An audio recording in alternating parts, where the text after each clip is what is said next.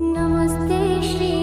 राधिकायै परायै नमस्ते नमस्ते मुकुन्द प्रियायै सदानन्दरूपे प्रसीद त्वमन्त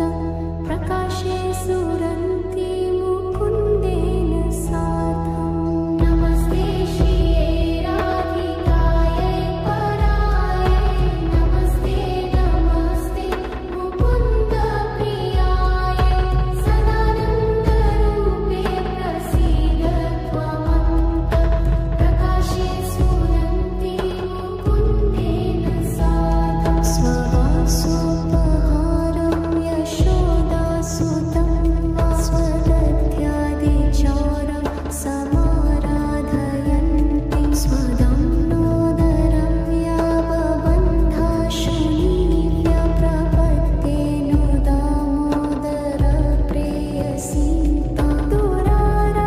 दुराराध्यमाराध्य कृष्णं वशे त्वं महाप्रेमपूरेण राधाभिधाभू स्वयं नामकृत्य हरिप्रेमय